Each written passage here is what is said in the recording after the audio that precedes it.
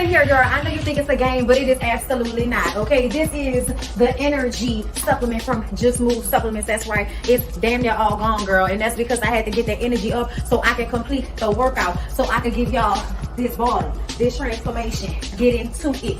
Okay, and I'm done working out now, so that's why we're moving on to the protein shake. Oh yes, it's already in there, girl. It's already made right here. This is the mixture of the banana pudding, the chocolate cake, and the buttercream cupcake. And you really want to be fancy, you can go ahead and add that blueberry muffin if that's what you want to do, girl. But for me, it's these three right here. Okay, you put that with some almond milk, you mix it all up in honey. Okay, your muscles have gained life, new energy, agility. Get into it, okay? Just Move Supplements. Thank you very much. Hold up, Chief. Okay, don't forget about that TLC NutriBurst to get that multivitamin popping, because we all need a little extra. And child, if you want that sea moss that go down smooth, don't come up rough, okay? Get into the TLC Nautica sea moss. Yes, get that from me. And child, if your stomach hurt and you need to move some things around so you can be free, okay, go ahead and get that ISO tea down below in the description box. Get it all from me.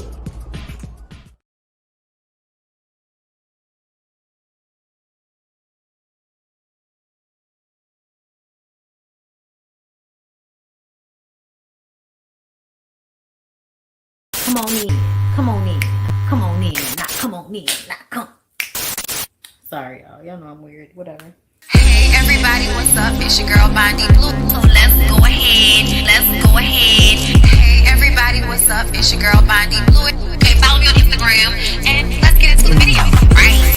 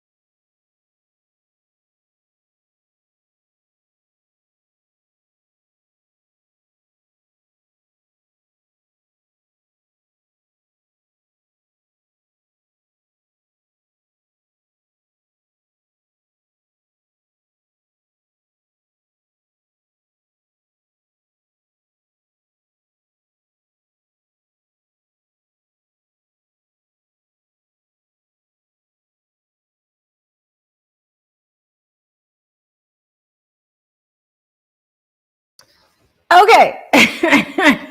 What's going on? Okay, hold up. I'm coming. Listen.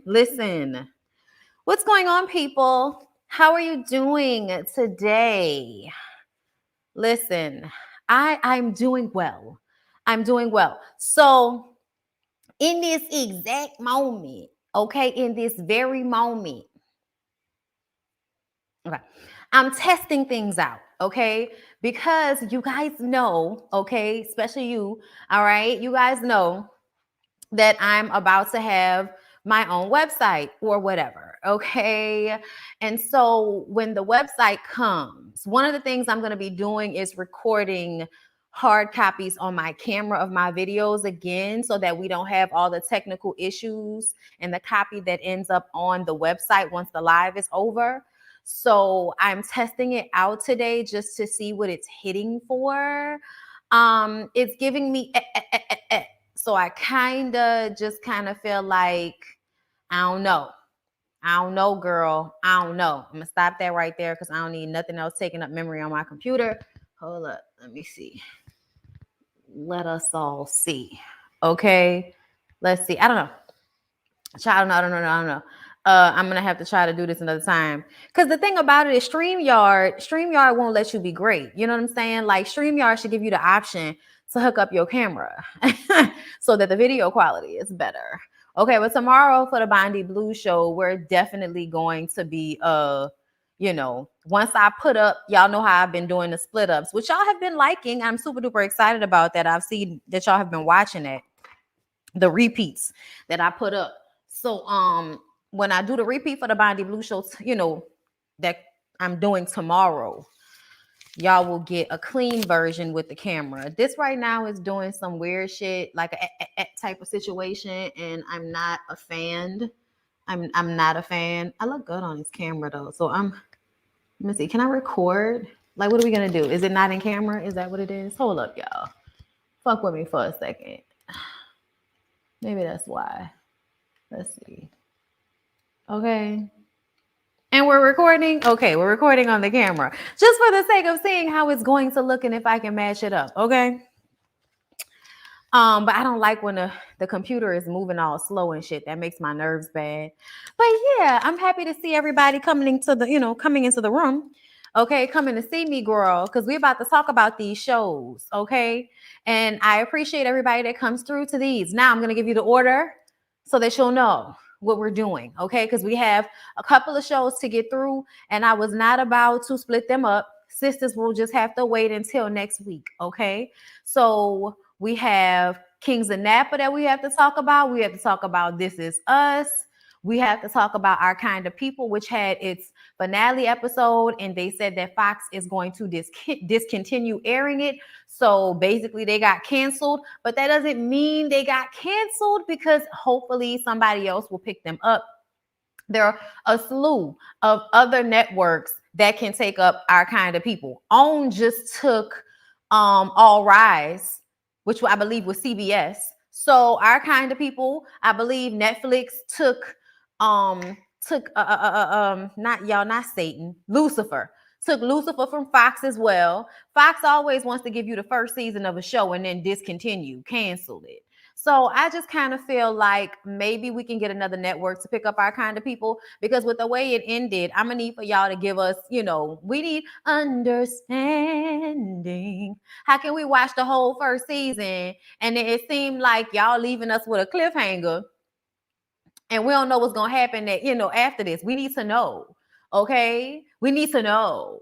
Okay, there was no queens this week, and like I said, sisters hasn't happened yet. So I'm gonna save that for next week scripted. Okay, so right now we're doing Our Kind of People, This Is Us, Kings of Napa, and lastly Power. So let's start off with This Is Us, because most of y'all, y'all care, but y'all don't care. You know what I'm saying? Y'all care, but y'all don't care. Okay. Um, This Is Us was a very interesting episode. Okay, for me anyway. I I feel like I cried at some point. Okay. So y'all, Jack is going down for his mom's funeral this episode. And y'all, it reminds us how ruthless children can be. Those damn kids didn't give up about their dad's feelings. Oh, dad's mom is dead, right? She is dead though, right? Like, why is Randall the only 6-year-old in the room that's like, how about we not keep saying that grandma's dead? How about we not keep doing that? Like, where's the self-awareness, Kate? I don't know what that's about. So Kate keeps saying, dad's mom is dead and the kids don't want to wear those uncomfortable ass mittens that she made for them. So Jack is feeling away. You can tell, written all over his face. He didn't have to say a word, because Rebecca could tell that he was feeling away.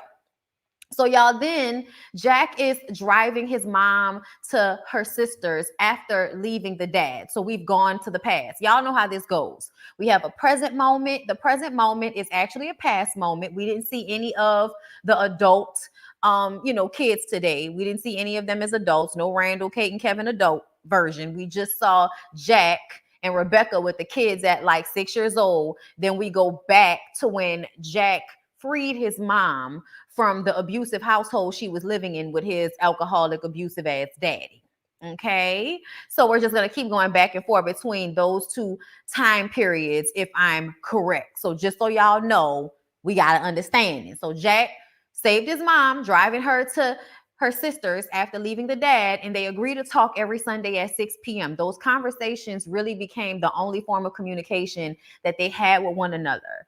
It seemed as if, because of the trauma they went through while being in this abusive household, it caused a rift between them that could never really be fixed. Even though Jack was his mom's savior, it seemed like being around him reminded her of how scared she used to be all the time. Her new life, without any of that around her, allowed for her to live a life without fear.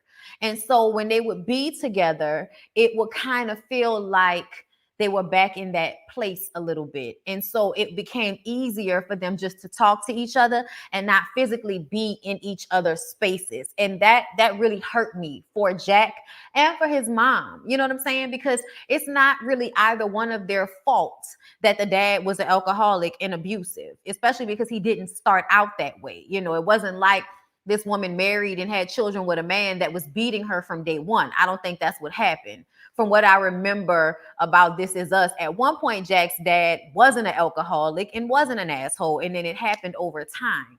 So moving on from there, when Jack shows up to his aunt, and I believe his aunt Debbie. Yeah, okay. So his aunt Debbie's house. Okay, I forget the actress that plays Aunt Debbie, but she used to be on one of my favorite shows, the Ghost Whisperer. She's been in buku movies, just buku stuff that I like. So I'm always here for her. Okay. So when I saw Debbie, I was like, oh, okay, Debbie's upset that Jack hasn't been there. But so what? Because I like Debbie. Okay. I normally love whoever Debbie is on a show or a movie. Okay. Okay. It was cousin Debbie. Okay. I didn't know whether that was cousin Debbie or, you know, but yeah, that makes sense. That wouldn't be her sister, even though I felt like that could have been her little sister, but whatever, cousin Debbie, whatever Debbie. All right. Debbie also was being a lesbian, and I was like, oh, okay, I can see what's going on. You know what I'm saying? It's giving the downtrodden. It's giving Motley Crue that mom went and formed with her new boyfriend and her, you know, her little niece Debbie. Okay, I'm guessing this is her niece and Jack's cousin. I'm not sure. Okay, either way. Oh, I see. We gotta write it a million times in the chat. I got y'all. I got it. It's a cousin. I got it. We're good. Okay. However, Debbie is a florist, so she agrees to do the flowers, but you can tell she's just kind of feeling a way about the fact that Jack hasn't really been around. Even though that really wasn't all on him. And I don't know if Debbie realized that or not. But she tells him how his mother loved poetry. And every time she would say something, Jack would be like, really? My mom did this? Really? My mom did that? And she would kind of have this annoying ass look on her face, like, well, that's what the I just said.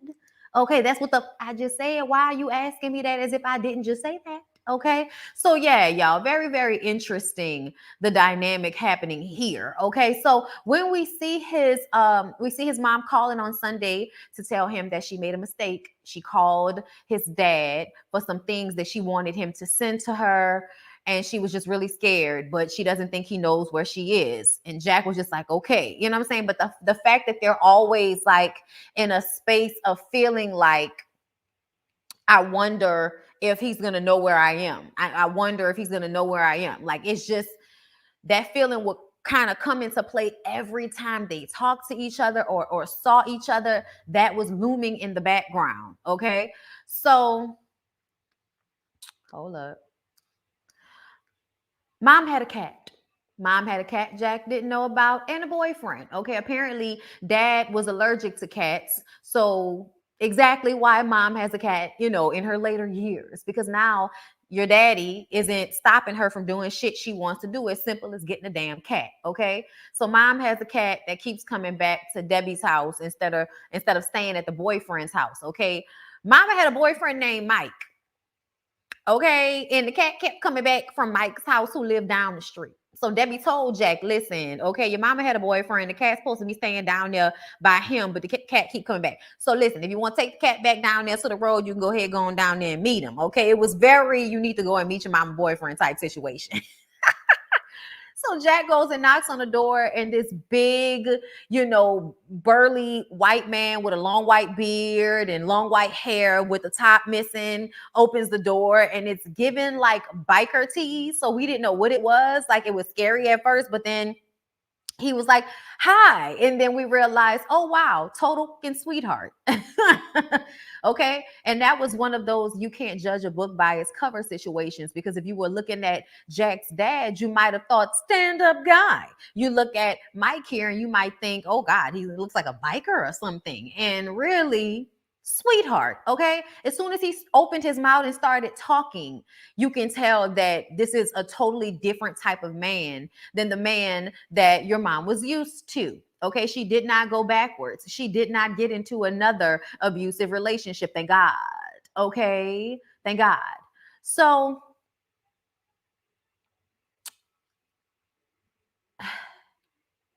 he hugged Jack. Jack didn't know how to take that. And I was just like, oh, wow.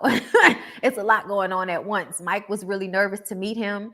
It's obvious that Marilyn, which is Jack's mom, had been talking about Rebecca, the kids, Jack often because Mike knew a lot about him. And I'm sure that was weird for Jack. Like, meet this nigga, you know all this shit about me. I don't know him. But they look at pictures and he tells Jack how he met his mom. They had the same favorite table at a diner, just at different times of day. And that one day he came in early and she was there, or vice versa, child, whatever. But after that, they kept coming in at the same time so that they can sit there together once he had offered to share the table with her one day. And so as he's talking about her, Jack is doing this thing where he spaces out. And it's not the first time he's going to do that throughout the episode. You can tell that Jack was feeling a way that he didn't get to see this side of his mom. That was the main thing. I never got to see my mom smile. I never got to see my mom laugh. I never got to see the funny, happy, poetry, cat-loving version of her because my dad decided to turn into an alcoholic and beat it out of her. And then after the fact, caused so much fear amongst us that she felt like she couldn't even be that way around me because I reminded her of you. You know what I'm saying? And so then that fear comes back. It's really fucked up when you think about it. You know what I'm saying? That persisted. Jack's dad eventually cleaned up and everything, but that fear stayed there and really tainted the relationship of everybody. Okay. So he tells him that he was her hero. Mike tells Jack that, you know, your mom told me that you're the one that got her out of that house. You were her hero. Whew. Y'all, that had me emotional. I'm not gonna lie. Like when you think about the fact that that lady was in that house getting beat up, and they were showing us, you know, like the clips from back in the day when her face was all like bloodied and her eyes were black. And it was just like, wow. Like he really knocked down the door one day and was like, Mom, get your shit. We're getting out of here. This is done. This is over. This is done. Okay. So later on, we see Jack asking his mom on the phone calls to come and visit. This is when him and Rebecca first have the kids. So the kids are like, you know, probably under 1 year old, and they have a lot going on. And she seems to be avoiding coming to visit him, obviously scared. We go back to present time. It's the funeral. Jack runs into we go back present time, and Jack runs into Debbie, Mike, and Debbie's old lady down to the bar. And they're sitting at the table and they're reminiscing about her. And we get this kind of spin shot of them laughing with Jack sitting there just down in his drink. And then when the mom was sitting in that same seat and she's laughing and having a conversation, you know, with her friends. And it's just, you know, it was just this moment where you can really see how much it hurts him that he didn't get to see this version of her, right? So after he ends up going back to the house and he calls his dad on the phone and he's like, it is all your fault that I missed out on truly getting to know my own mother, okay? He also tells him that, you know, because the daddy didn't know. I forgot to tell y'all, the daddy did not know that Marilyn was dead. So he's like, Mom died 3 days ago. She had an aneurysm. And it's all your fault that I never got a chance to get to know her the way she really was. Because the fear that you put in us stayed in us for the rest of her life. You know what I'm saying? Just like a really fucked up. And listen, when the dad took this gasp when he said she was dead, y'all, like, and it's just, it makes relationships so complicated sometimes. Y'all, there are things that are very black and white. If a man is beating you, you gotta go. But when a man at one point did love his wife and did not put his hands on her, and then all of these things happen and he becomes the villain and the bad guy, but then eventually cleans himself up and she dies, he still loved her. At one point didn't know how to love her, but still like felt the hurt of her passing. And y'all, that did something to me. I don't know, like that shit hurt my feelings. Like watching the dad's like response and then still, you know, saying, Jack, I'm so sorry, you know what I'm saying, and recognizing that this is a moment for your son, not for you. You know what I mean? Like you can tell the dad was trying to like get better at this point, but so much has already happened, and that just goes to show you can't fuck over your family like that and think that it can be fixed later, because it can't. You know what I mean? The damage is already done. And he tells him he can't come to the funeral, but the daddy was like, listen, that was my wife. Don't fucking tell me what to do. I'll do what I please. So for the rest of the episode, everybody's worried that the dad will show up to the funeral. So Jack finds a box of things for the kids under his mom's bed, and we, all the things I think she, Sue to get, she was always knitting, she knitted things for them all the time. And we see Marilyn came to visit them at one time, and she was a nervous wreck, wondering if Stan, I believe that's Jack's dad's name, knew she was there. And we find out that that's that she really used to love making tomato soup with the hot dogs in it. Y'all, this reminded me of the fact that y'all know I make my spaghetti from scratch, right? I make spaghetti and meat sauce or meatballs from scratch, but I always put hot dog weenies in my spaghetti, y'all. It's hood. It's like a ratchet bougie situation, because it's bougie because you make it from scratch. And I mean, I make my own meatballs from scratch and everything. Like, you can't, like, when I go to really good Italian restaurants, their meatballs be like, that much close, like, that much not as good as mine. Okay, like I'm serious about this meatball situation, right? So, and you cut up them hot dog wieners, and you got to get Oscar Mayer. We can't be fucking around with the taste. You cut your weenies up, okay, a good pack, and you put the pack of weenies in with the meatballs and shit. And when I tell y'all, I'm probably gonna make that by the end of this week. Okay, I got some Cornish hens in there, but I've really been having a taste for these damn spaghettis. I just got to get some damn hot dogs. But that's what it reminded me of, y'all. His mom was a nervous wreck and went in the kitchen to make him tomato soup and hot dogs. And it wasn't even something he remembered. He was like, maybe you're talking about Nikki. She was like, no, it was you. Okay. And she explained that it was like the good times. They would sit at the table and watch the snowfall. And it was just like Campbell's soup commercials and shit, just a moment where he was remembering, y'all, just the smallest things. It's always the smallest things, y'all. Ooh. Jack got hung up at the, listen, y'all know I don't want to get emotional because my paw was good for he'll eat this. Listen, my daddy was so good for he'll eat this. You know what I'm saying? Here, eat this. What you doing? Here, eat this. Hey, here, taste this. Like every time you turn around, okay? And it was always some good shit. But anyway, Jack, gave his speech at the funeral, ended up getting hung up. And then Rebecca and the kids show up, and he was able to find the strength to finish giving the eulogy. And Jack talks about doing his best to forget everything about the house that they lived in together, and that they both needed new homes. And they created that. She created that with Debbie's old lady, and Mike. And he created that with his wife and his kids. It was really beautiful. And after that, they took the kids ice skating, which is something his mom really wanted to do with them. And when he gets home, he makes the kids some tomato soup and hot dogs. And he has a moment where he has to go to the kitchen to collect himself. And Rebecca, follows behind him. And, he says, I don't have a mom anymore. And he cries, and I was just like, oh my God, bitch, hold it together. Hold it together. Like, y'all, that broke my heart. The episode was so damn good, though. Like, I know, we always love our scenes with Beth and Randall in them, but it was a really good scene. It definitely made me want to cry. I see a lot of y'all wanted to cry too. It's a weird feeling when you realize you have saved, nurtured your parents in a non-traditional way. There's a pride, but pain there, because you may have never fully got that from them, is probably what you mean. And I feel you on that. Y'all felt that scene too. Jack kept looking at the door, thinking that his dad was gonna show up, but his dad never showed up to the funeral. The episode I was crying the entire time. Like, it was tough. I used sausages with the meatballs. Okay, well, okay. Bondi got the meatball game on. Like, I do. I really, really do. My aunt used hot dogs and split them instead of bacon for breakfast, and they have some burnt pieces. Yum. Bougetto. Hot dogs and sketty. No. Why no? Why no? Why? I'm curious. Y'all eat hot dogs with chili. Why would hot dogs not be good in spaghetti? Just because you never eaten before doesn't mean it's not good.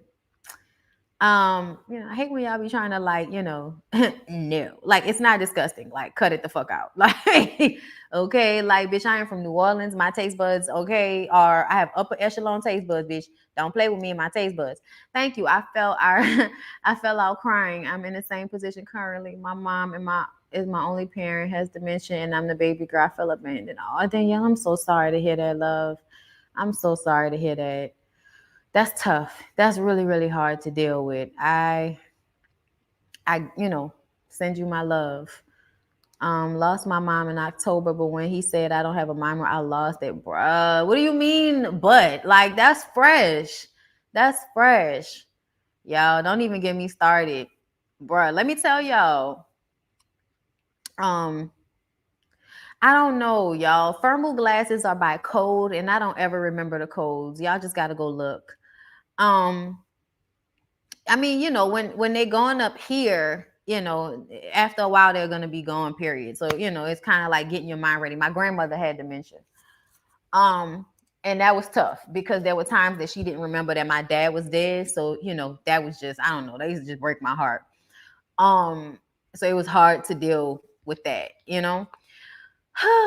But that episode of Love and Hip Hop, y'all, that shit was triggering as fuck. And here's the thing, and this is what I realized. I guess because I'm a strong personality. Because I'm a strong personality, people really think they can say anything to me. They can unleash on me. They can be rude to me. They can say things, and then I just have to take them. But y'all know that's not how I roll. Like, you're not gonna give me a stroke because you think I'm supposed to, hold myself to a higher regard than you're supposed to hold yourself to. But either way, um speaking up when I feel like people are being problematic is not always a difficult thing for me to do, honestly. But then other times it is.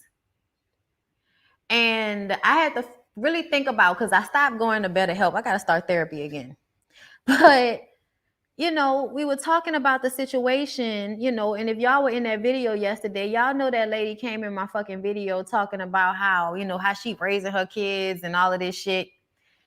And y'all, when I was like in high school, a lot of y'all know, a lot of y'all don't know, I got kicked out of high school on some slick shit. Really, I didn't, but I did. Because they were trying to get all of the gay girls out of the school. I was on some chill shit, but it was, a situation where every time you came back to school, it was something. Every time you came to school, it was something. It was something. And I was a good kid, y'all. Like, I didn't get in trouble. You know what I'm saying? I didn't get in trouble. I never tried to piss my parents off. I never did all of that. You know what I'm saying? And the school tried to out me in front of my people. They tried to out me in front of my parents. And because they were coming at me with this foolishness, a conversation that I had with a girl in class, talking about I sexually harassed her. Like, what the fuck are you talking about? And the lawyer, an intelligent young woman in me, kicked in this conversation in front of my parents. They were being ridiculous.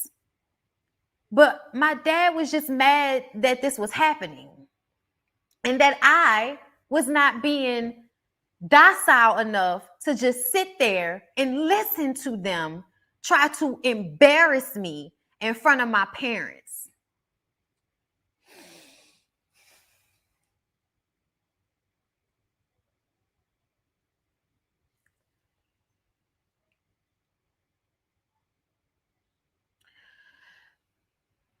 There are things that your kids shouldn't have to remember. There are things that I should not be still upset about. There are things I should not still be upset about. Y'all, I love my dad, bro. I really do. But he didn't handle that situation the way he should have.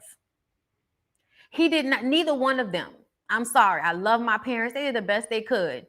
But because of the way y'all think about gay people, they did not handle that shit the way I deserve to be handled as a kid.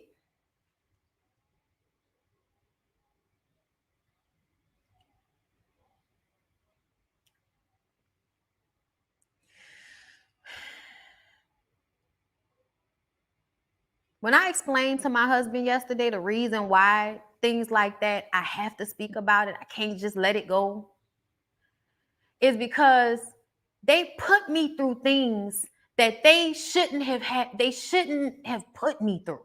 It was unnecessary. It was unnecessary.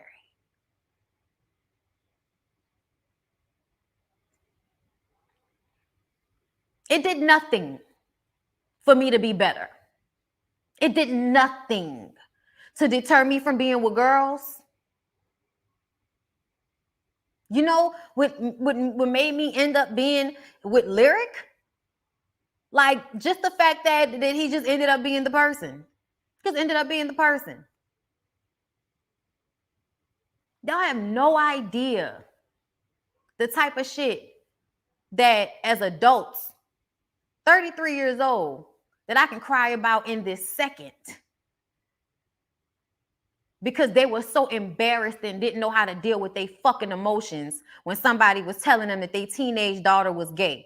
I was 15. Whatever the fuck I was going through, it didn't deserve that. Because I wasn't disrespectful. I wasn't disrespectful. That's why they said, oh, well, you trying to be a lawyer. Didn't call me disrespectful, just mad that I was actually arguing them down on the ignorant shit that they were saying to me.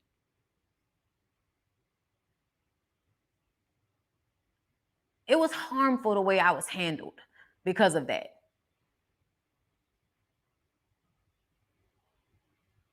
I'm never going to let y'all play with me like that. Ever. If you think that's okay, I'm going to tell you you're wrong every time. Because now that I'm 33 years old and I look back on my life, that was unnecessary. And they should have handled that situation better because I wasn't wrong. Because I didn't do anything wrong. I didn't. There were several times at that fucking school that they did things they should not have done. Cornered me in bathrooms because they thought that me and a girl was doing something in the bathroom because I stuck my head out of the side door. I stuck my head out of the side door and two grown-ass women cornered me in a fucking bathroom when I was in high school. Like that was okay.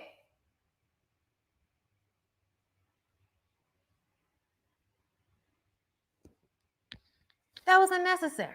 All of that shit was unnecessary. I don't give a fuck what nobody say. You know why? Because I was still going to be me.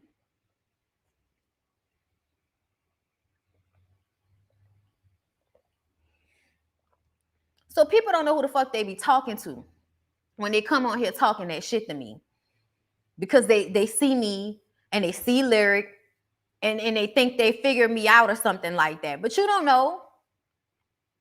You have no idea the type of shit that I've had to eat and just move on from as a child. Like, sitting up there in my motherfucking comments talking about I ain't playing that and you think you you so wrong, so fucked up, ain't doing nothing but doing your kids harm.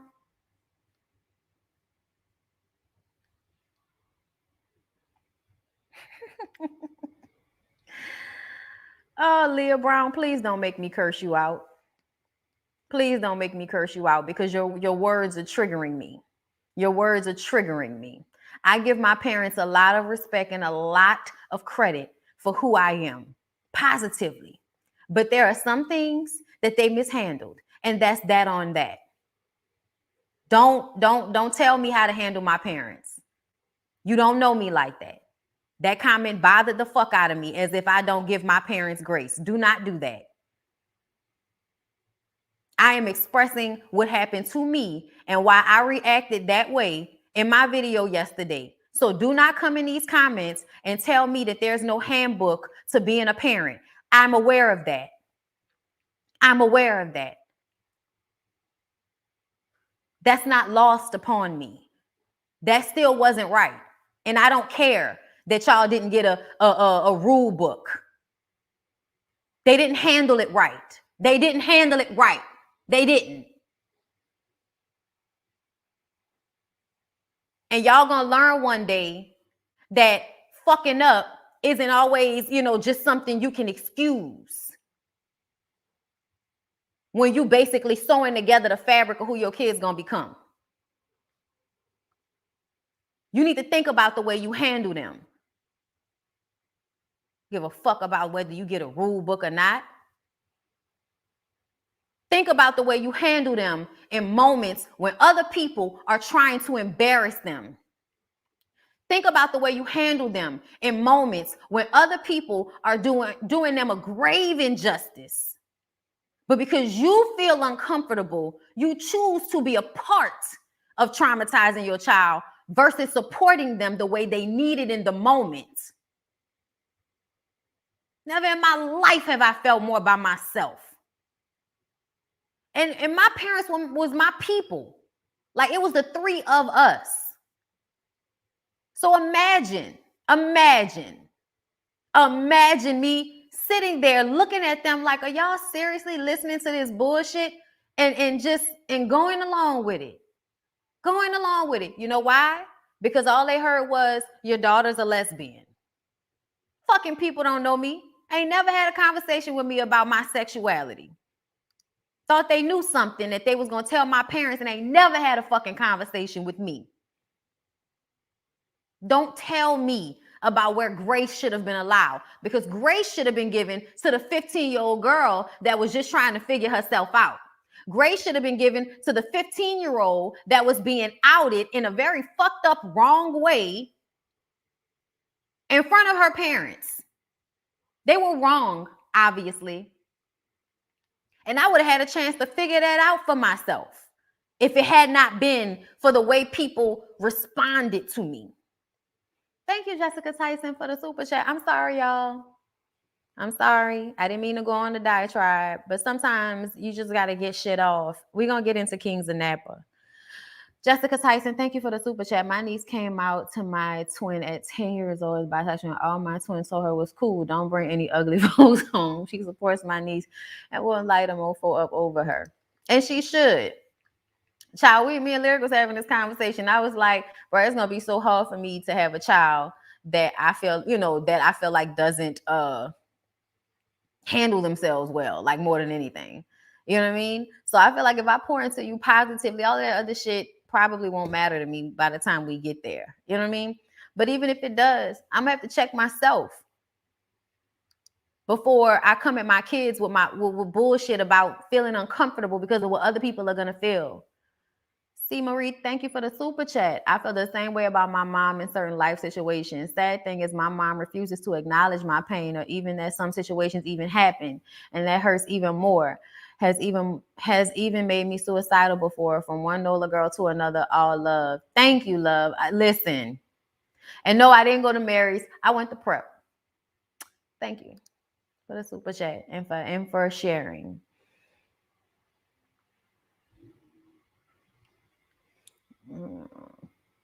Bruh, like, ooh, you gotta shake that shit off. Bruh, everybody who watches me know how much I love my people, bruh. I give them a lot of grace. I gave him a lot of grace. Okay? Because I did not hold it against him. Okay? When he died, everybody who's been watching me for a long time knows that when my daddy died, I left everything. There was nothing to be said. My daddy still comes to me now. Trust me, we good. And I talk to my mama every damn day for the most part. But there are things that still hurt, and that's the point. There are things that still hurt. That's why you got to be careful with the way you handle your kids. And that's all I want y'all to know. And that's all I want people to think about. And I don't want y'all always shutting people down and telling people how to feel. Let them feel how they feel. It's okay. Because they're going to feel that way whether you're hearing it and it's making you uncomfortable or not. You know what I'm saying? So, market Kings of Napa. Kings of Napa was fucking rolling, okay? August is trying to make things with Bridget right. Okay. She's leaving a message on Bridget's phone. She's letting me figure it out. Please don't be angry with me. But Bridget isn't answering the phone. Okay. So she talks to another wine creator, another, what do they call it? A savant, another savant. All right, about creating a wine. And her name is Grace, right? Grace used to work for them, but it seems as if she don't really want to work for them no more. I don't know what happened exactly, but she said y'all dried her up. Okay, in August, it's like, listen, please just don't let one bad review make you quit. Come on, you make the best wines ever, and I really, really need for you to make this dessert wine for me, please. And only you can do it. Now, ma'am wants a lot of, she wants a lot of what? Okay. And August is like, we don't have a choice. We're going to have to figure it the fuck out. And so that's what they do. Vanessa is seemingly back to normal. Okay. She's arranging, and we're like, okay, Vanessa, you seem calm now, love. That's good. And then we find out that Christian has bipolar disease. We did not know that. They call on Dana's frat brother, Quincy, to help investigate who's blackmailing the family. And he wants $1,000 more than they agreed to, just as everybody else is extorting the family. We got Bridget looking for, well, we got Bridget wanting her job back. We got her mammy Melanie looking for money. We got the extortionist blackmailing them for money. We got the credit, like it's just a lot going on right now. Everybody wants some of their money. Okay, and here you go. I'm calling on you because I thought you was a frat brother trying to do me a favor. And then you trying to muscle me. Okay. And then August, her ex comes over to check her. Okay, y'all know that's the family's lawyer, to check her about how they agreed on the lawsuit situation with Melanie. They were supposed to give Bridget her job back, and they would only have to pay $5 million. Well, they reneged. They some reneggers, and so now it's an issue. Okay, but then she decides to ask him out on a date to make it all better because she kind of embarrassed him as a lawyer. And it's like, oh, well, go on a date with me and forget that I embarrassed you, business wise. Vanessa tries to get into Reggie's computer, but she gets locked out. Vanessa is hell-bent this episode on trying to find out what other secrets is Reggie hiding. Okay. And with that, we learned she ain't really back to Norman. Shout out to the Rugrats, the way we thought she was. We thought that she was trying to let it go.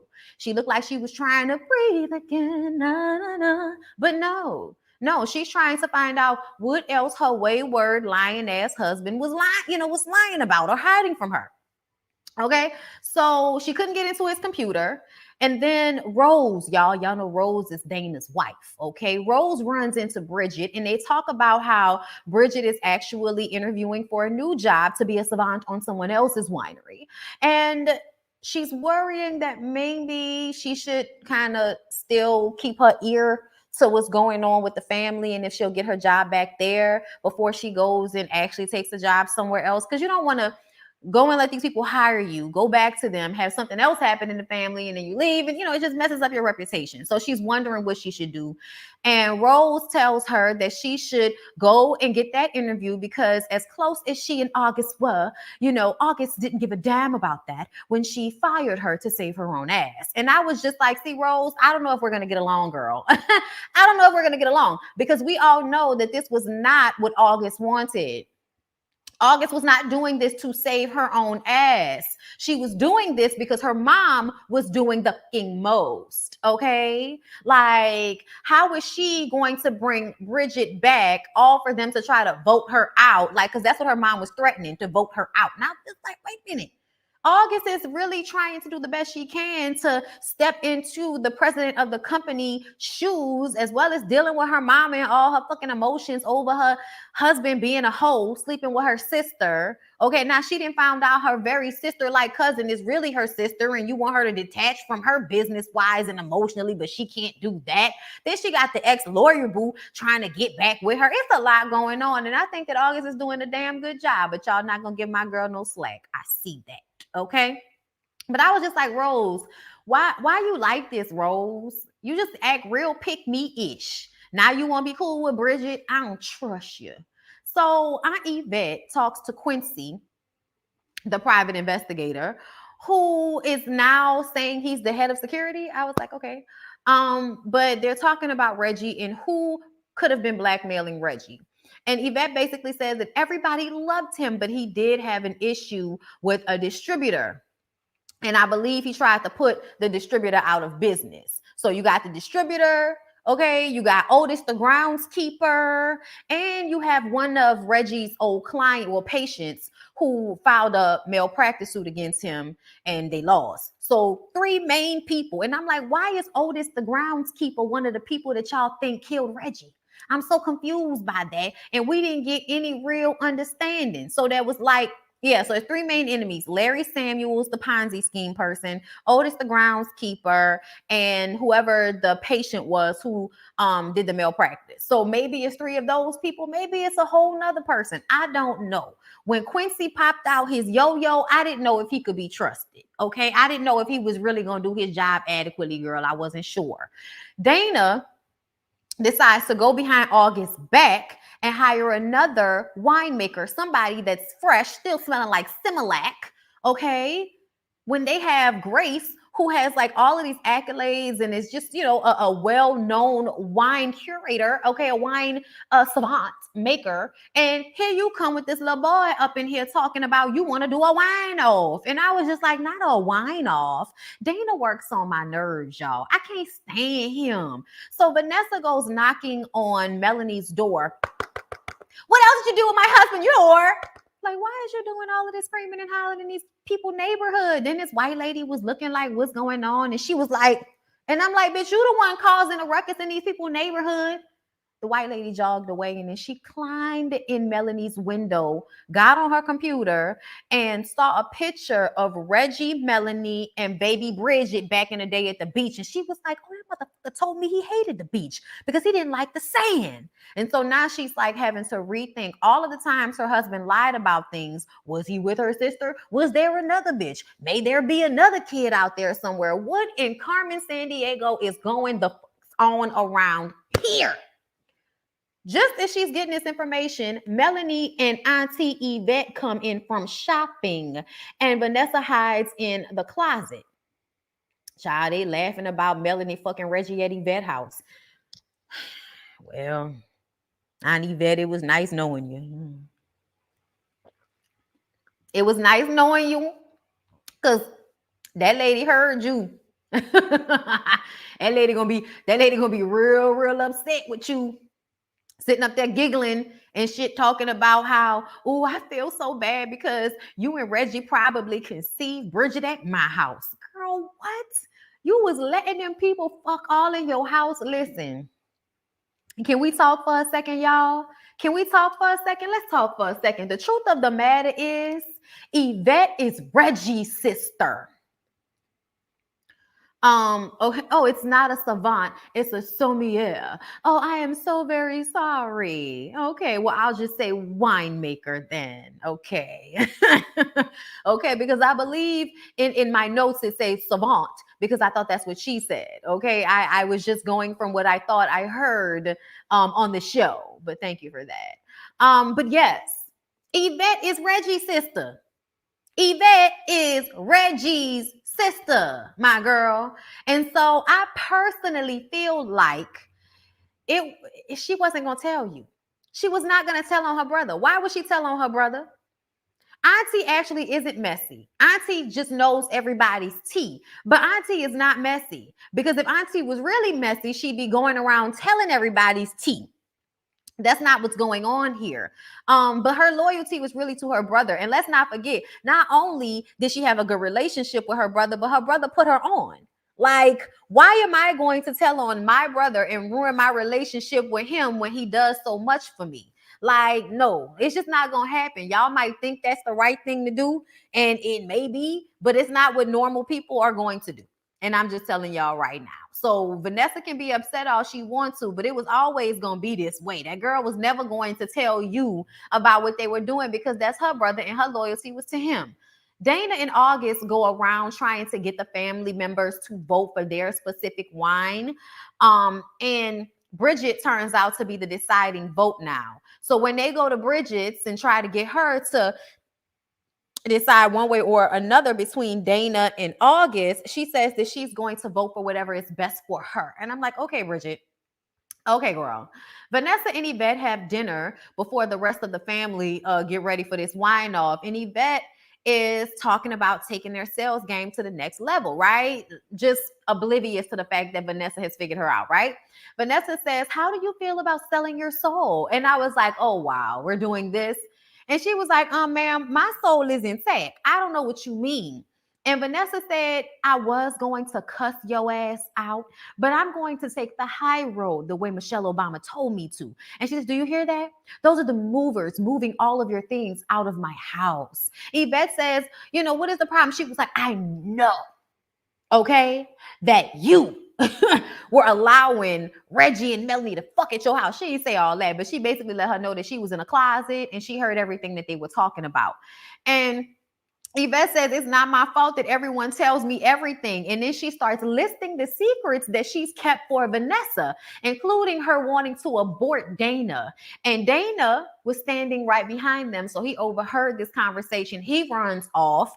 And Yvette is like, oh, I'm so sorry. I'm so sorry. Vanessa's like, I'm sorry, honey. I'm so sorry. She gets up to run after him and is like, girl, you are getting out of my house, but you can keep your job. Okay. Get the fuck out of my house. So Bridget and Rose talk about her being a writer before she got into PR. And it's obvious that she hasn't been using her voice. She hasn't been doing what she wants to do. A lot of probably what she's been doing is whatever Dana wants her to do. So Bridget encourages her to find her own voice and get back to that, because for her, it's the most important thing that you can have is your own voice. So August and her ex go to dinner and they discuss how much he still knows about her. Then she gets a call from that blackmailer asking why she's on a date with that lame ass nigga instead of getting him his money. And I'm just kind of like, I don't know who this is, but I'm wondering if they have a thing for August, because why are you calling her in the middle of a date? You gonna get your money? What that got to do with me going out to eat? Get the fuck off my line. August talks to Otis, the groundskeeper, and he speaks so highly of Reggie, saying that he used to come every other day and work out in the fields. And, that was his boy. So he is off the list as far as August is concerned about who could have possibly been blackmailing the family. Bridget has her interview and it seemingly goes well. So we don't know whether she's going to get that job or not. Y'all let me know in the comments because I missed that. And then they have the wine tasting and Yvette begs to come back home, but Vanessa threatens to gut her like a fish. So she just let that go. So they vote on the wine, but the votes were skewed. When Bridget stood up and I'm sorry, Bridget lied to her. Yeah. So when Bridget stood up and said that she chose Dana's wine, I was like, yeah, you full of shit. And I don't know why you doing this. This is not Bridget's fault. Vanessa is the one that doesn't want you working there. Why is everybody mad at August? Like, what is this about? Of course, August is going to try to protect her mom's feelings. Like, it's just so fucked up to me that Bridget would sit up there and lie. You know good and goddamn well that wine wasn't best. And we know that it wasn't best because, well, first of all, Vanessa voted for Dana's wine because she's sorry that he found out that she wanted to abort him. She didn't, but for God's sakes, finding that out is, hurtful. And, because he's always felt the way about being a little person and all of that type of shit. He's mentioned it. So everybody thought that Dana had won until Grace was like, well, what about Rose? Everybody just assumed that Rose was going to vote for Dana. But she says that the truth of the matter is August wine is exemplary and much better than Dana's. And they need a wine that's going to push them into other markets and push them into the future. And he was like, what are you doing? Okay, this is supposed to be about loyalty. And this is not the type of family that I thought we had. And then he started to go in on her, y'all. Dress her down. Talk about, she wasn't shit when he found her at the mall spraying CK. And the only reason that he bought a bottle was because he felt sorry for her ass.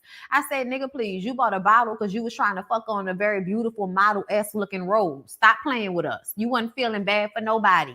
Okay, motherfucker. Anyway, that made me mad when he said that to her. That girl was crying and everything. Bridget was like, hold your ground, girl. And she was like, at the end of the day, this may be about loyalty, but it's also about legacy. So get the fuck out my face. My decision has been made. And then later on, we see Dana wants to dig up dirt on August so that he can try to take her down because he's going to take her down by any means necessary. And I was just like, Any means necessary. Does that mean taking yourself down as well? Because y'all futures are intertwined, dumbass. Y'all futures in the business is intertwined, dumbass.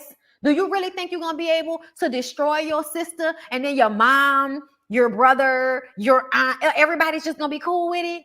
Everybody's just gonna be like, oh yeah, Dana destroyed August, but let's just migrate and forget about it. Like, get the fuck out of here. Like, no, that was a movie reference. Don't worry about it. I just they offered her the job. We don't know if she accepted it. You don't think it was the groundskeeper? I don't know yet. I haven't gotten enough evidence to sway me.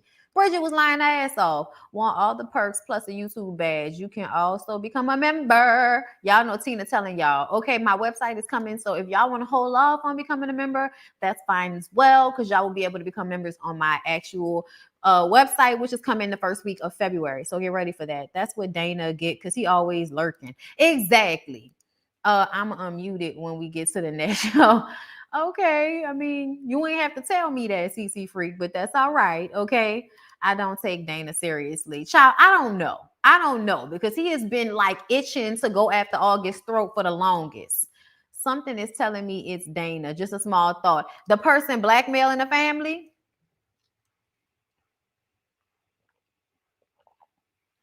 I absolutely thought about it. I absolutely thought about it, girl. I was like, oh, it might be him, because he could be siphoning money off on the side so that he can start his own business. He could be. I don't trust him.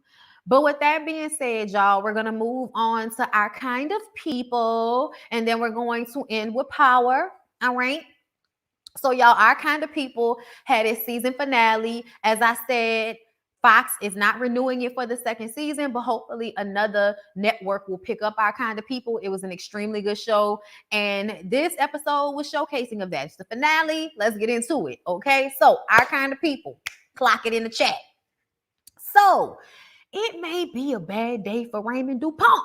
Okay, because Teddy tells him that he's hired a private investigator to look into Jack's accidental death. He knows that Jack gave Leah his room key and that Raymond was seen going to his room earlier that day. And Teddy tells Raymond, you forced my daughter to seek comfort outside of her marriage. So obviously you aren't fit to be the head of Darman Foods. So I'm retrieving Jack's shares. And I was just like, not blaming him for his wife possibly cheating on him.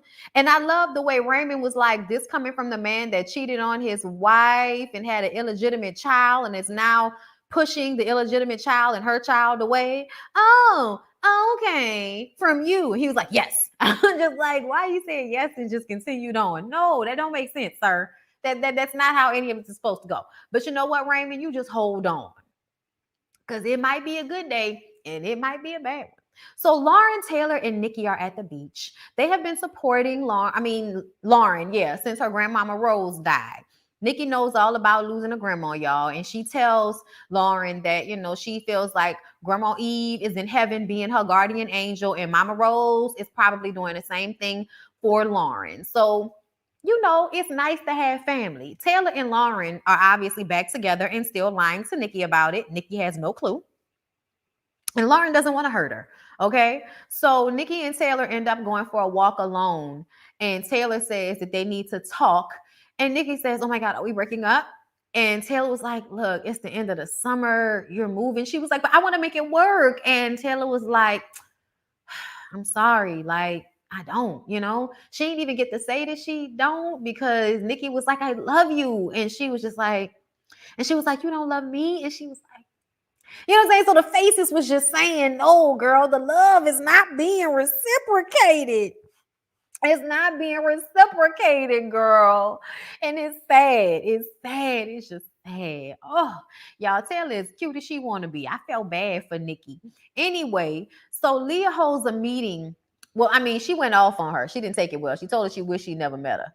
But yeah, moving on. Leah holds a meeting with the Graceties in an attempt to right her wrong with voting against Angela. But Olivia and some of the other old ladies have been talking about all of these changes that Leah has made, including letting the girls take another girl to the cotillion ball. They're real upset about that. And they don't know if she's going to throw an illumination ball that everyone will be happy with. So maybe it's time for her to just take a seat and let someone they can trust handle it. And when she started throwing how this, the rules was rules that Rose made, and she's not gonna let her change the rules in memory of her good friend Rose. Child, Leah was about to snatch that old lady wig off and decided, let me just calm down. Angela said, hey, don't do it, because Angela had to stop her from putting hands on Olivia. Angela told her to calm down and do what she do best. She gonna help her throw this ball. Don't let this bitch frazzle your feathers. Okay? And so she tells him that she doesn't plan on taking a seat. So they can go ahead and let that shit go. Y'all get ready for the best illumination ball any of you old bitches have ever seen. She didn't say that, but that's what she wanted to say. So Leah tells Teddy, as they're on their way to the press conference for the opening of Lewis Franklin Stadium, okay, that Teddy is being the opposite of a patriarch, being a cold-hearted son of a bitch by sending Angela away. And Leah doesn't understand why he's continuing to send her away when the protection was supposed to be for Mama Rose. Now Mama Rose gone. So what we protecting? What we doing? And she also references like how much Angela has been there for both of them. She helped when he was in the hospital. She's been there for her. And Leah is just not feeling good about letting her sister go. Teddy don't want to hear that right now. He say, let it go. And then they go up there for the press conference, and he playing her and Raymond's face, talking about a DuPont dog. And she laughed and said, I don't think so. Daddy, stop fucking playing with my husband. All right. Angela shows Tyreek the gun that Calvin gave Piggy, and she asked for him to see if his dad may have purchased that gun and see, if they can find out anything about that gun. He asked if she is really leaving, and she was like, I was trying to figure out a way to tell you. And that's when Aunt Piggy comes rushing in. She did some research herself and found out that Teddy's brother Lewis was killed the same night as the illumination ball. And there seems to have been a little rift between the brothers because Lewis was trying to clean up Edgartown, black project, inner city. That's where Edgartown is. And some business dealings that Teddy had going on was undervaluing Black people's properties. So allowing those white people to then come in and buy up all them Black people's land and shit, selling their houses for little or nothing, fucking over the people so that he can progress. Being ruthless and against his people. That's selling out, just so we're clear, okay? All right, that's selling out. Tariq says that the projects over there are known crack houses, and his daddy used to go pick up rent because I believe Teddy owns one of the projects over there. So Nate comes in and says that they better be sure before they put Teddy on blast, and Tariq stands up like, I would never put Angela in danger like that. Nate was like, I know you won't. That's why we getting out of here tomorrow. Okay, so calm down, little nigga. So Nikki comes home to Nate and Angela after being dumped by Taylor, all upset. And they in the kitchen cooking spaghetti and shit. And they basically talk her down and say, love changes over time, just like energy. And they end up throwing spaghetti and having a good time. And it reminds Angela what she can have with her, Nate, and Nikki. So later, Nate has a romantic garden dinner with that very spaghetti ready for Angela. And she comes outside. He's playing this video of her from 2004 creating her first headpiece. And he tells her that he wants to be a family with her, like basically proposing. And then here comes Tyreek walking in with some news about her mom. He wasn't even mad. I was like, look at Tariq cleaning himself up. Okay, because last time he came in when they was hugging, he was drunk and acting an ass. But he says that his pops did buy the gun. And the bullet that was found in Teddy's brother Lewis's head came from that gun. Okay, so they just basically have to create a timeline to prove if Teddy and Mama Rose were missing from the ball at some point, and then they will be able to connect it to Lewis's murder. Tyreek tells Angela that at the end of the day, he just wants her to be happy, but he doesn't want her to run away with Nate. He wants her to stay here and fight for the truth, which means be with him. Lauren and Taylor are in the bed, sad yet happy. Okay, they sad because of Nikki, but happy that they're together and they've figured their shit out. Lauren had a matching tennis bracelet made for Taylor, and when she goes to give it to her, the bracelet is gone. Lauren says that she knows who's been boosting things from her room. Meanwhile, Quincy and Sloan get found making out in a broom closet by Grandma Jackie, aka head housekeeper.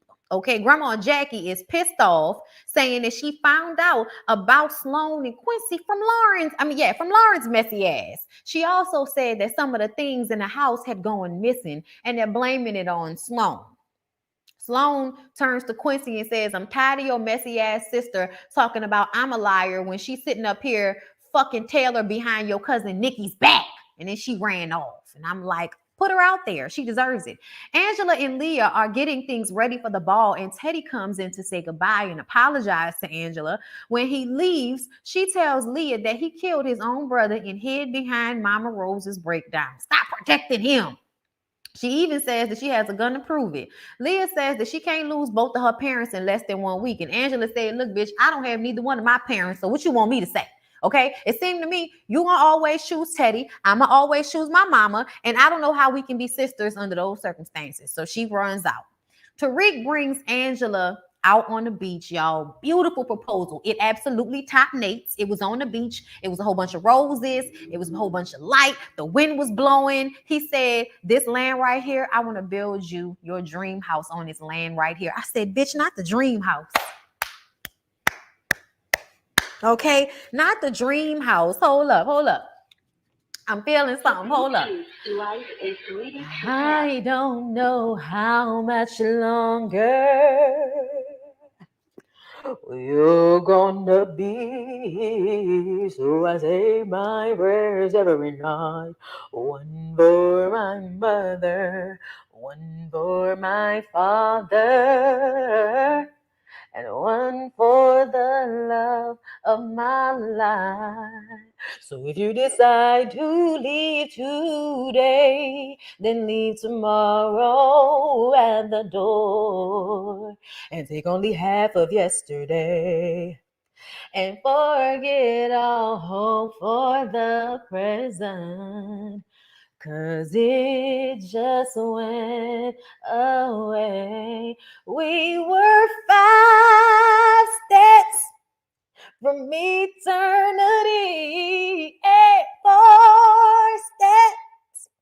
4 steps past love and 3 wishes.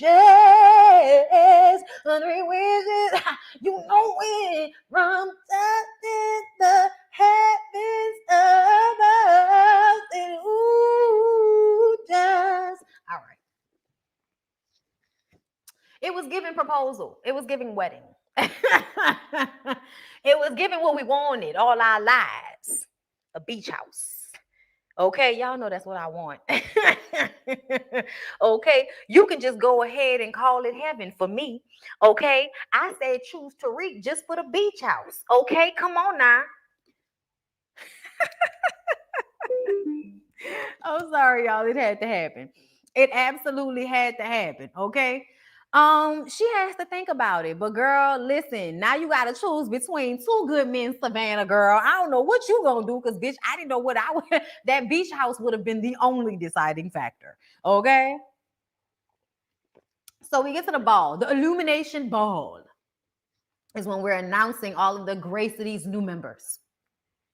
Nikki takes this time to apologize to Taylor and says that maybe they can be friends. She said some mean shit and, love changes so we can be friends. And then Quincy and Lauren come downstairs arguing about Lauren telling Jackie about Sloan. Leah is screaming about how Sloan doesn't belong there and she's just a gold digger and he's a mark. And Raymond tries to calm them down, but Quincy says that you would know about lying. You and Taylor have been hooking up behind Nikki's back.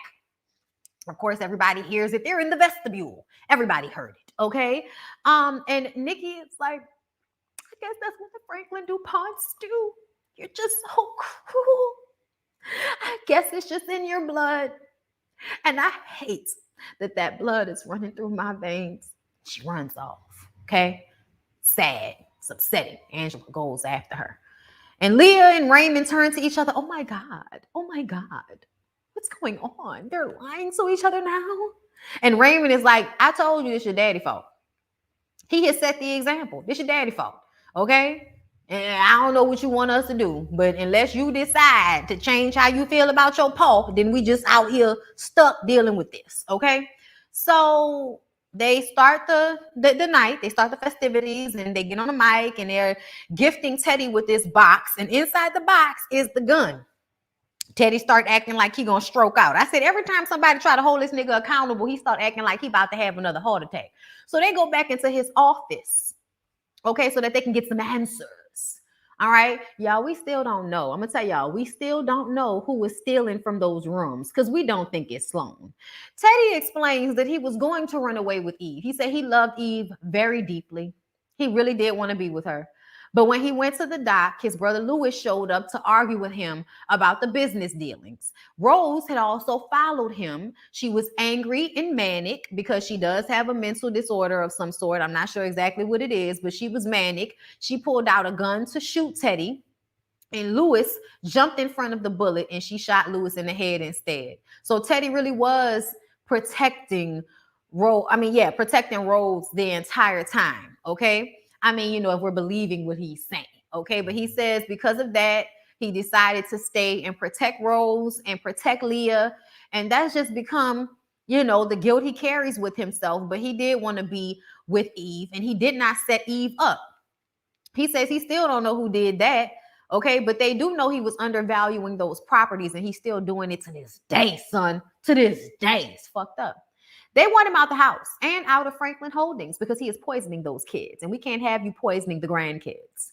Angela figures out that Olivia is the one that planted the drugs on Eve. And Olivia admits it. She says, your mother was a gold digging homewrecker who crushed my best friend Rose and ruined any chance of me having a business. So yes, I planted the drugs on her to get rid of her, just like I got rid of you. And Angela was recording her the whole time. And when she shows her the recording, Olivia grabs the phone and crushes it. And she's like, it's on a cloud, bitch. And I'm like, thank you, 2021. Thank you, 2022 for the cloud. Okay. And she tells her she better start thinking about how she's going to help her finish with her mother, what her mother started. And so then when they present the Gracities, we see that Angela is one of the Gracities. Apparently, in order for the bylaws to change, the oldest member had to change her vote. And Olivia was the oldest member. And before she was, holding that hostage. And now she gave it up. Angela's a Gracity. Sloan tells Quincy she's pregnant. No surprise there. Y'all been fucking all summer. Piggy thanks Teddy for helping her helping her get clean, even if it was fucked up, making her think that she had killed Darius. Oh, yeah, Darius. But thank you for helping me get clean either way. Angela accepts Tyreek's proposal. Thank God. And Leah makes Raymond chairman of the company so she can help Angela build her business. And y'all, her and Raymond was about to do something nasty on her daddy's desk. He ran to go get some champagne. And when he came back, and when he left, somebody comes into the room and shoots the chair talking about Teddy Franklin. Bop, bop. And it was actually Leah. And Leah was shot. And we don't know if she did.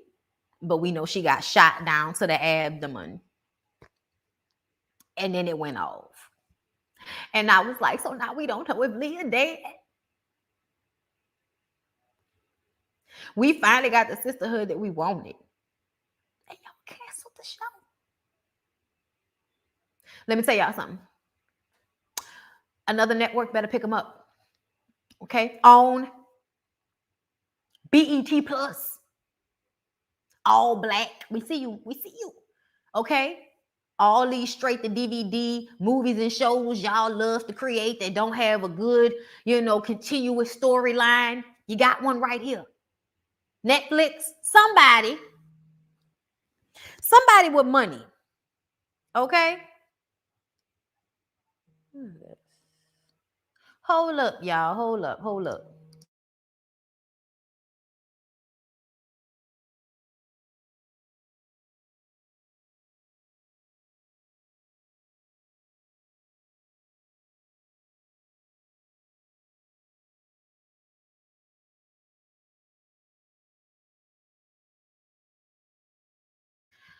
Okay. All right, y'all. So, yeah, y'all. You think Amazon Prime? Fox is still considering. I thought they said they was gonna let it go. Hulu, somebody, Amazon. I would actually love if Amazon Prime picked it up. Child, I need to ask my sister if she still worked there because it's like, hey, is somebody working on this over there? Look, I don't know if you can do anything about this, but okay.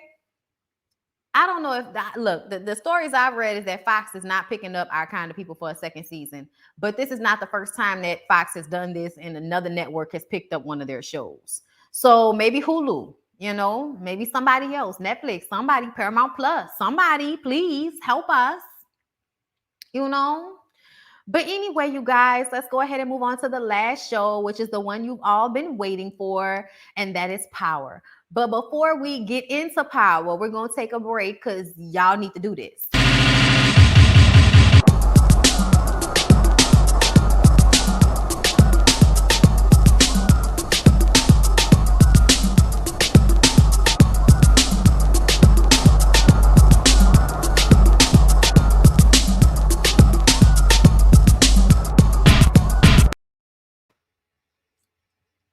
Y'all know that's my that's my little theme music. Okay, we ready? Are we ready? Are we ready? Them boys is scary. All they do is talk that shit. Be for real. What's the deal? All right, y'all. So let's get into Power. Y'all, Jennifer and Davis are going head to head in court. The evidence is so circumstantial and weak that you would be shocked that Jennifer even brought this case to trial. Jennifer says that Tariq had the opportunity and the means. Okay? Why would a straight A student murder his own professor and a cop? Why? Well, you will hear his motive clear as day on tape in St. Patrick's own words. Davis yells, "Objection! There was nothing in discovery about any recording." Jenny says people around St. Patrick have a tendency to disappear, so forgive us for trying to protect our witness. So Jennifer has to turn the tapes over to Discovery for them to discover. And Lauren has to take the stand to authenticate, meaning somebody might try to kill this bitch. Okay, so y'all, Braden hits up some stoner white boy as a connect, but the cocaine is stepped on. Braden was going to just buy it because he's an idiot. Thank God for Effie, who was able to put the coke on her teeth. In Decipher, that this shit is too stepped on. I don't know who you think I am, but I ain't buying this shit. White boy was like, "Oh my God, are you really going?" Yeah, get the fuck out of here. Come on, get the fuck out of here. Okay? Y'all, I'm sorry. I'm sorry. I don't know, but it makes me feel like being more, like, I don't know. So the lawyer over James' estate comes up to Tariq after court to tell him that Yasmin is being adopted by a very nice family and she's being given a new identity and a record's white to protect her. Okay? Davis comes over and asks who he talked to. Who did Tariq talk to about the case? And Tariq is like, "I don't know. I really didn't tell anybody." Nigga, you told everybody. You told everybody what you did. Okay? Think about it, y'all. Think about it. Who all knows? Diana and them know. Effie and them know. Braden and them know. The lawyers know. Sachs know. Tamika, who don't like people playing on my phone, she know. There's so many people. So many people you've talked to about this. But either way, yes, right now he does not know. He does not know who he could have told. Who could have gotten him on tape. But besides that, he needs to figure out a way to pay Davis before Davis sends his ass to a public defender. Monet is trying to talk to Diana about not letting the men in the family keep them out of the loop. And if she gets some information, she should give it to Monet. And maybe Monet might learn to trust her lying ass again. Dante keeps blowing her phone up. She's like, "Who that is?" Look, okay, it's Zeke's. It's Zeke's manager. What agent? Why you all in my business, bitch? She go in the bedroom. Picks up the phone. What, Dante? I can't have this conversation. I told you I am staying with my husband, okay? We can't be together. Nigga, I meant what I said. Diana was ear hustling outside the door. Heard the whole thing. Heard the whole thing. Meanwhile, Dante is looking at this beautiful blue diamond ring that he wanted to give Monet seemingly. And Bobby Brown comes in and interrupts their conversation. I wonder if Bobby Brown has any clue that Mecca's fucking his mom's, or at least she, used to get banged out by him back in the day. So Diana was listening. When Monet leaves, Diana searches Monet's room and finds out about Zeke being born in 1998. When I tell y'all, Courtney Kemp, girl, I don't know how you was able to convince an 8-year-old they were 4. I don't know. But I'm trying to understand how Zeke is 4 years older than we thought he was and why we thought that was even necessary. Make it make sense. Why is that even necessary for that little boy to be 4 years older? And then when you think about the word super duper senior, we already thought that Zeke was slow for his age. And now we find out he's extremely slow for his age. What the fuck, Courtney? I was watching Courtney's live and she said that shit, like it made sense. Oh, people be lying about their age all the time. Yeah, nigga, but come on. Maybe about 1 or 2 years. 4.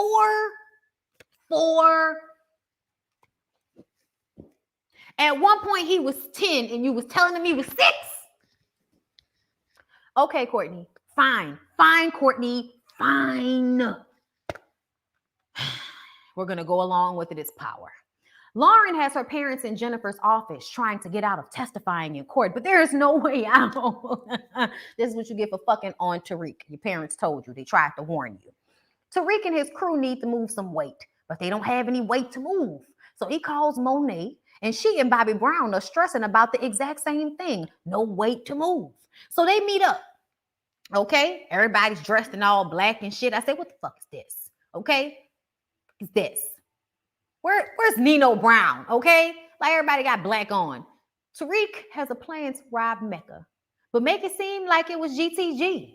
Bobby Brown says, well, they're going to need Drew to make it work. So they go to Drew, and Drew's like, man, get the fuck out my face with this. But then the option of killing Lil Guap himself is put on the table. And Drew has been wanting to murder Lil Guap for a while now. A while, Brian. A while. Okay? You shot Zeke in the leg. Then you shot Drew in the arm. Yet, you should have been dead. But Bobby Brown, bitch ass, ain't loyal. Okay? At first, Drew was like, no. But see, the idea of killing Lil Guap sealed the deal. They also need Lorenzo and Diana to stay the fuck out the way. So Monet is going to go on a date with Lorenzo. And Drew says they should make sure that Tariq calls Diana because she'll go running. I said, well, at least y'all know y'all sister. Tariq goes to David's office and they're having a conversation about this recording. Tariq doesn't know what recording, where, who could have recorded me. Nigga, I don't know. Okay, but he knows if it's somebody that's close to him, he needs to find out right now before they go and get involved in more gangster shit. Davis walks out of the office and Tariq gets the idea. Press the play button. And here's the audio and knows automatically it was his girlfriend Lauren recording him in her bathroom. He's walking out angrily and Sack stops him. Tariq, listen, I don't know if you heard that recording. I don't want to say you did or you didn't, but please, it's not Lauren's fault, okay? Professor Zoe was convinced her to do it. She manipulated her, all right? They had drugs in the room. She manipulated the little girl. She was just trying to get out of trouble. Tariq, don't kill her. Sax, you have no idea who the fuck Tariq is. Tariq don't just go around killing his girlfriends, okay? Killing niggas that kill his sister, yeah. Killing dumbass teachers that don't understand street shit, who was gonna need, he had to die. Jabari had to go pop, sorry, okay? He put himself in that situation. So Sax and Jennifer are having whack-ass sex. When he kisses her and she's like, oh, ugh, what the fuck is that? No, don't kiss me. That's not what this is. That's not what we're doing here. And honestly, she has a lot on her mind. Ever since Zach showed up to her office when Lauren was sitting in it, she's been wondering what he knows. So somehow they get on the subject of Lauren and the fact that Sax knows Lauren is Tariq's girlfriend. How do you know that? He doesn't want to say. Now she's questioning, did Tariq listen to the tape? Did Tariq listen to the tape, Sax? I can't really say. Well, that's my answer. Get the fuck out. Carrie Milgram. Carrie, do you know where Lauren is? Like, girl, you don't calm your dumb ass down. It's street shit, bitch. Thought you knew. Jennifer works on my nerves, y'all. I'm sorry.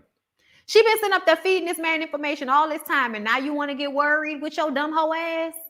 You've been giving up information this whole time for weak dick. Look at you. You should be ashamed. You should be ashamed. So, Carrie tries to warn Lauren by going to her room because she noticed that Lauren wasn't in class. Wasn't paying attention to the fact that Tariq had left class as well. Because as soon as she walks into Lauren's room, there's Tariq.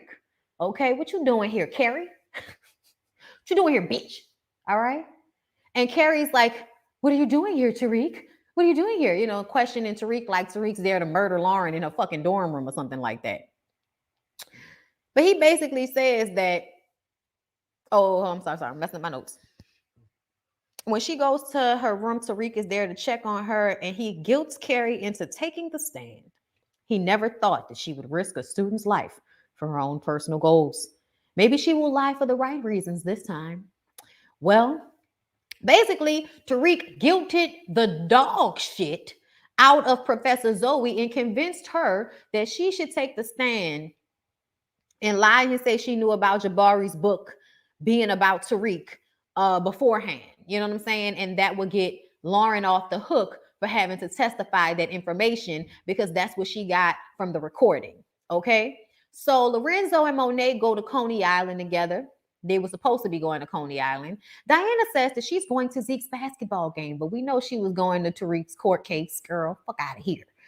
This is when Monet decides to go through Diana's room and she finds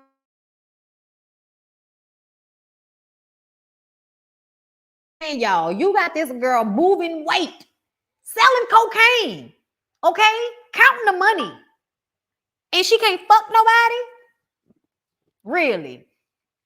Really, Monet? Because that makes sense.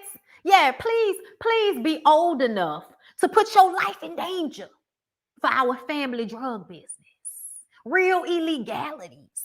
But also don't be fucking. I don't know what y'all want from the child. I don't know what y'all want from her. Thank you, Jessica Tyson, for the super chat. Bondi Tariq was brilliant with this setup of the professor. By the way, my family loves your singing and commentary. Keep being you, love, don't change. Thank you, Jessica. I appreciate that. I love you. Thank you. I love me some Big Bang Bisha. Okay? She be looking good, girl. Had them titties sitting up, Big Bang Bisha. Diana is 17 years old. That's old enough to be fucking somebody, especially when you say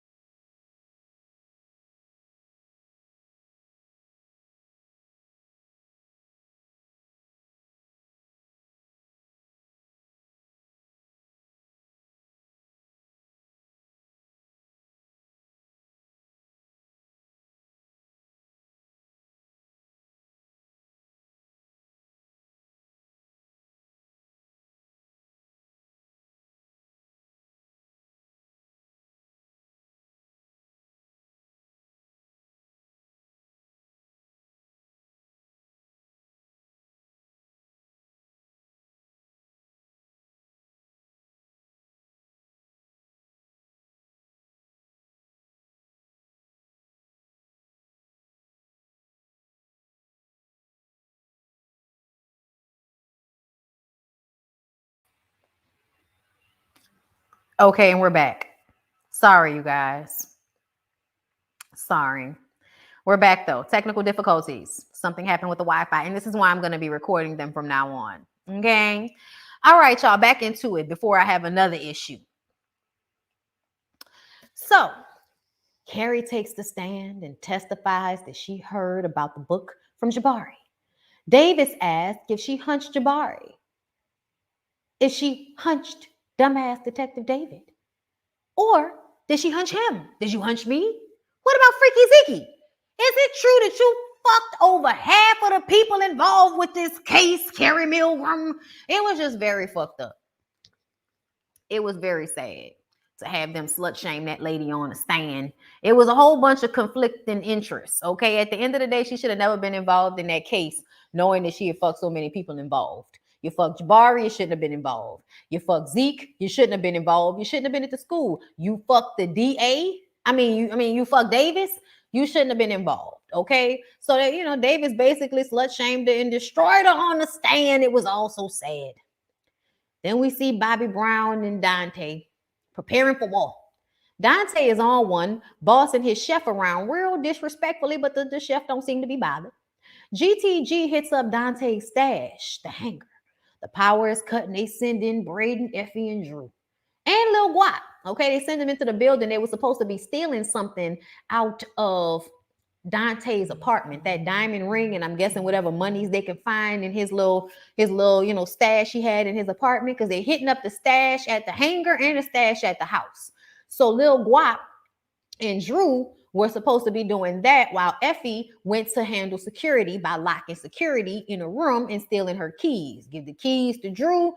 Drew and Lil Guap was supposed to go up there to Dante's apartment and steal the diamond ring and whatever else they were supposed to get. But it was all the plan. It was the plan all along, for Drew to kill Lil Guap. Lil Guap is feeling real sentimental. Got some gold teeth. There's some money fund. Okay. He's like, nigga, I tried to kill you and that you still let me come and be a part of this situation. So let me show you some respect. He turned his back. Drew pulled out the gun. Drew, nigga, what you waiting for? You should have shot him in the back of the head, but he didn't. Lil Guap knocks the gun out of his hand, and then him and Drew start going through a little tussle up and down the stairs until eventually Drew gets his hand wrapped around Lil Guap's neck and chokes the fucking life out of him. And it was definitely giving James St. Patrick vibes, something I have not seen from Tariq. Okay, having to squeeze the life out of a nigga's neck is a lot harder than shooting him.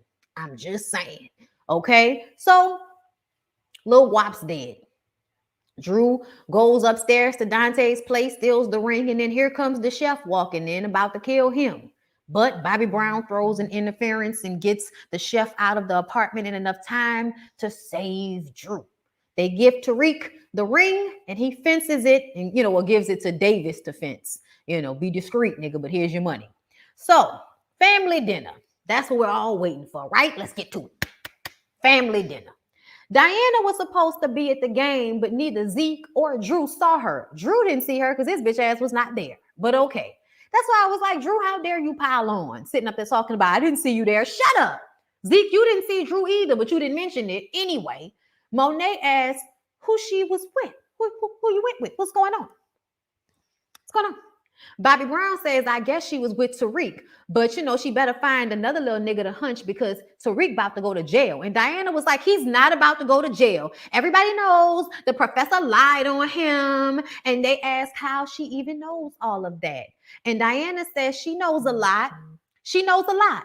Like she knows Bobby Brown sugared the coke so he could be the connect. He set all this up. Monet asked, why? And Bobby Brown says, because y'all locked me out. Remember? I was knocking on the door. Mommy, you wouldn't let a nigga in. So I had to do what I had to do to get back in. Lorenzo says, so now you going against the family? Yeah, Lorenzo. He was going against the family. Bobby Brown says, Drew didn't kill Everett, right? Because he's going to get the heat off him.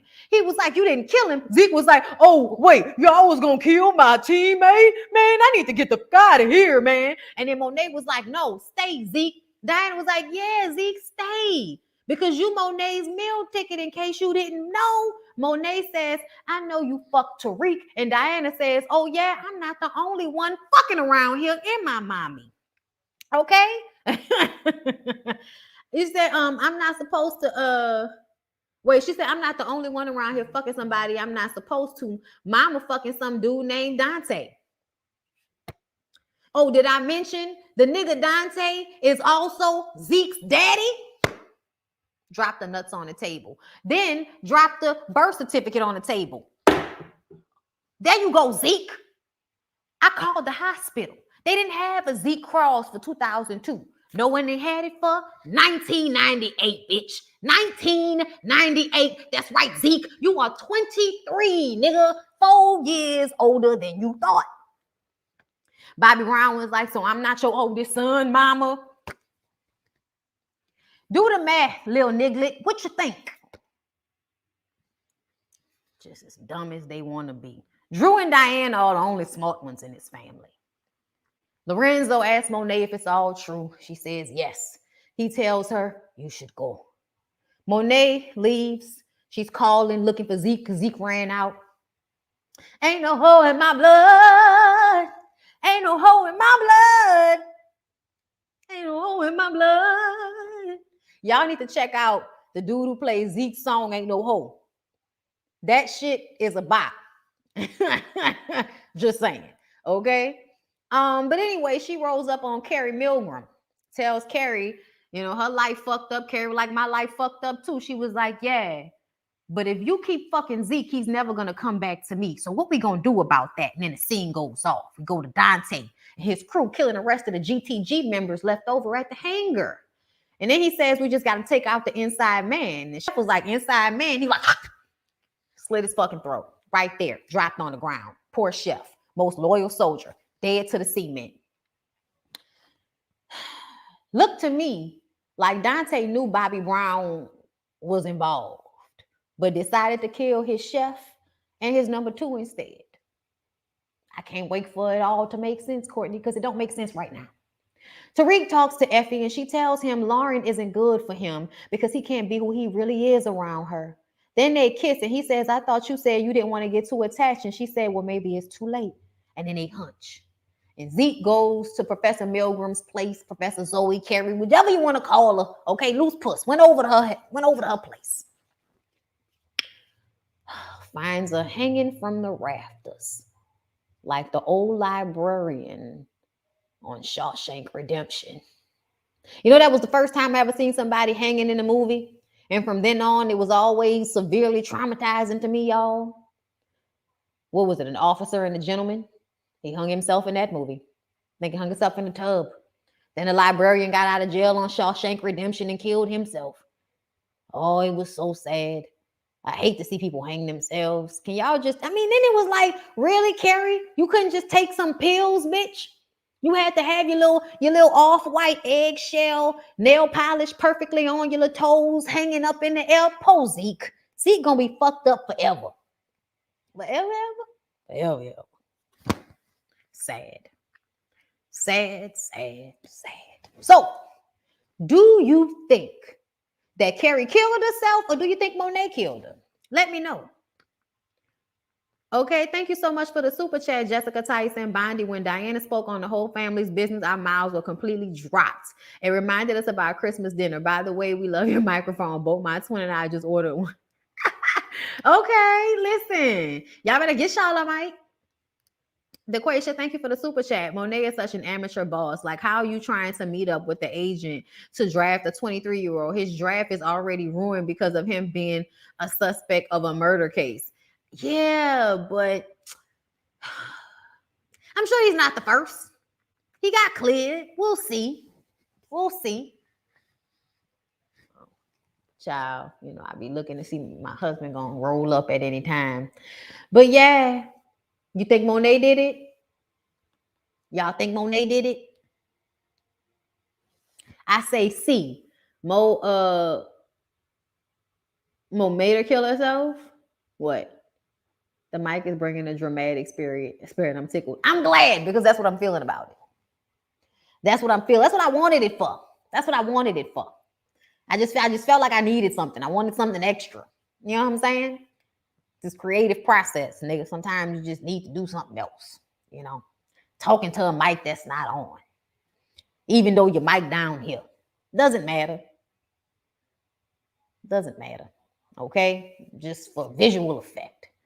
But anyway, y'all, that's it. That's all. Monet did it, and now Tariq did all that to not have Lauren take the stand for nothing.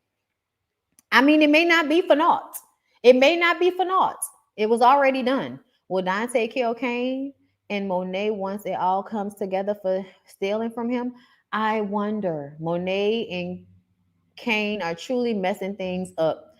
Monet is simple. She thinks she's smart, though. That's the problem. She's not smart.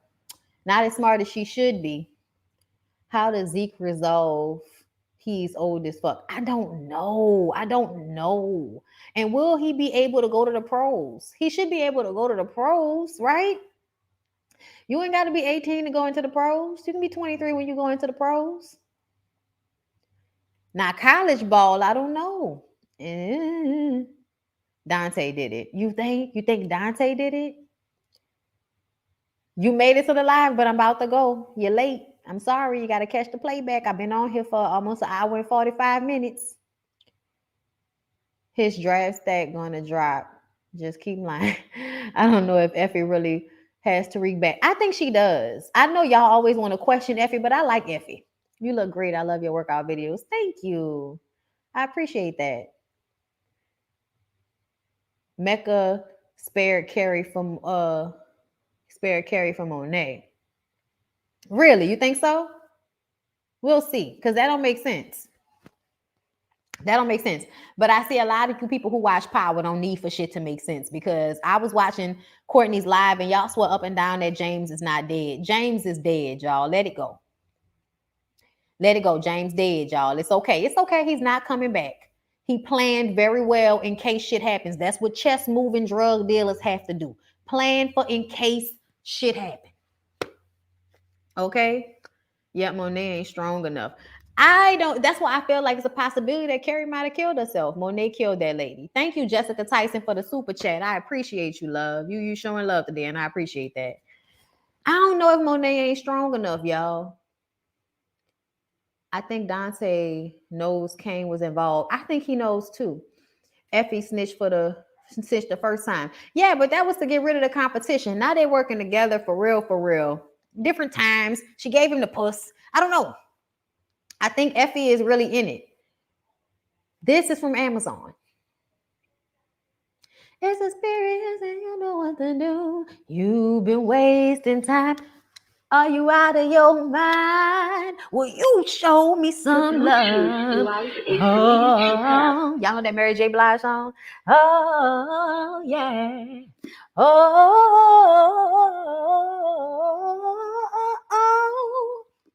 Y'all know that song? How it go? What is it? You've been wasting time. Are you out of your mind? Will you show me some love? Y'all remember that song? What if it was Davis? It was not Davis, Shaniqua. Thank you for the super chat. It was not. Please don't think the lawyer is out here killing people and we didn't see it. It's not going to happen. It was. I watched the Mary J. Blige documentary. It was good. Had me all in my emotions. You ain't going to have to miss Tommy for too long. He got a show coming out. So right after this one, I think.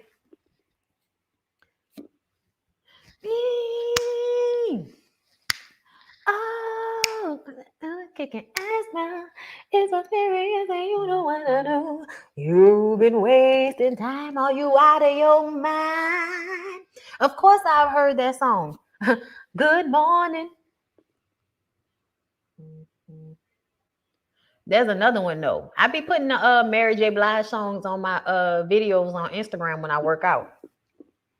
She got a new song. You talking about that Good Morning Gorgeous? There's another one that go hard too. The what is it? The one she did with DJ Khaled, even though I don't like him, but I like the song. Yeah.